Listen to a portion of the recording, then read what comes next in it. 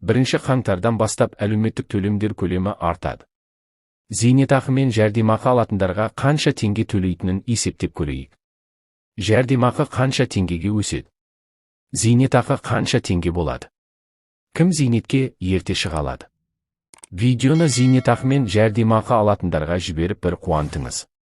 Елімізде 2025 жылы 1 қаңтардан бастап бір айлық есептік көрсеткіш 3932 теңге болады.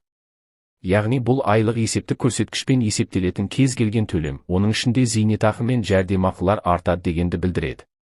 Биыл бір айлық есептік көрсеткіш 3692 теңгеге тең. Енді 2025 жылдан бастап ол 240 теңгеге өспек. Яғни айлық есептік көрсеткіш 3932 теңге болады.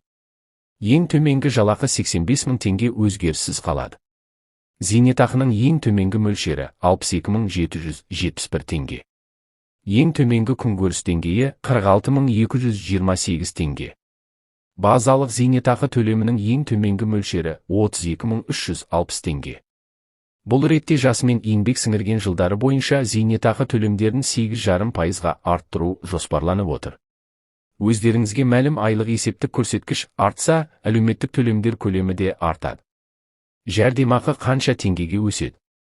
Бүгінгі таңда бала туып, бала бағып отырған аналарға отбасының табысына қарамастан 5 түрлі жәрдемақы беріледі.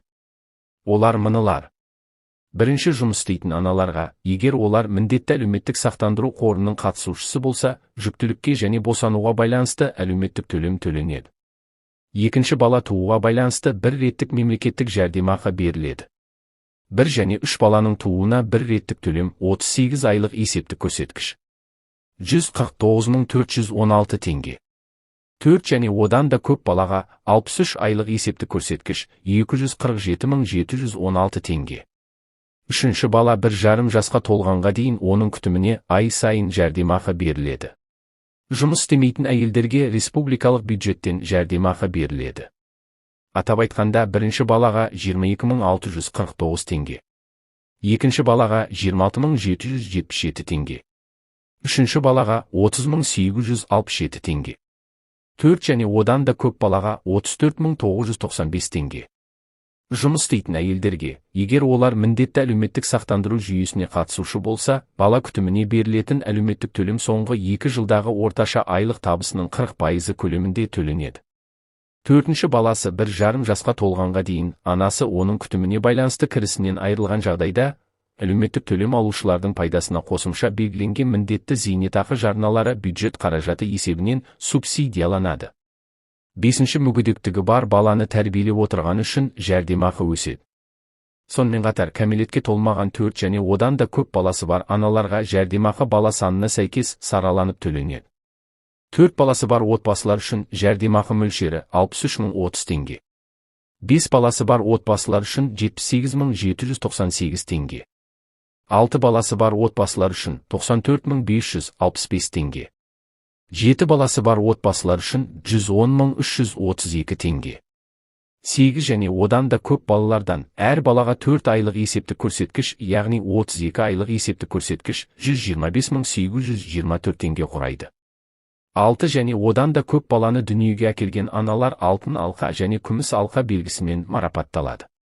Оларға ай сайын сәйкесінше 29.100 теңге және 25.165 теңге көлемінде мемлекеттік жәрдемақы төленеді. Бұған дейін мен сіздерге көп балалы аналарға өмір бойы жәрдемақы төленбек, марапатталған аналар туралы жаңа заң шыққаны туралы қуанышпен хабарлаған болатынмын. Видеосын жоғарғы оң жақ бұрыштан қарай аласыздар. Зейнетақы қанша теңге болады? 2025 жылдан бастап базалық зейнетақы төлемі 6,5%-ға, еңбек өтіліне байланысты ол өмір сүру минимумының 70-тен 110%-на дейін болады. Базалық және бірлескен төлемдерді ескере отырып, зейнетақының жалпы мөлшері. Зейнетақының ең төменгі мөлшері 95.131 теңге. Зейнетақының ең жоғары мөлшері 213.046 теңге. Кім зейнетке ерте шыға алады?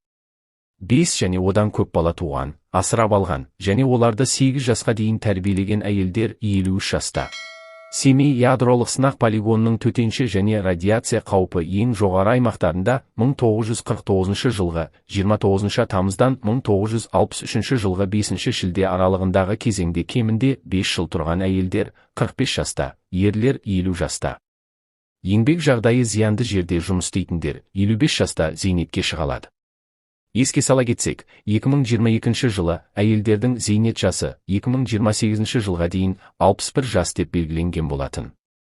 Яғни 2023 жылдан бастап 2028 жылға дейін әйелдер 61 жасында зейнетке шығады. 5 жылдан кейін зейнеткерлік жас жарты жылға көтеріліп, 2031 жылы 63 жасқа жетеді деп жоспарланып отыр. Сөйтіп ерлер мен әйелдердің зейнетке шығу жасы бірдей болады.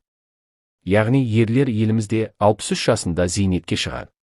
Келесі видеода мен сіздерге құқық бұзып, айыппұл арқалағандар қанша теңге төлейтінін есептеп көрсететін боламын. Видеоны зейнетақы мен жәрдемақы алатындарға жіберіп бір қуантыңыз. Арнаға жазылып, қоңырауша батырмасын басуды ұмытпаңыз.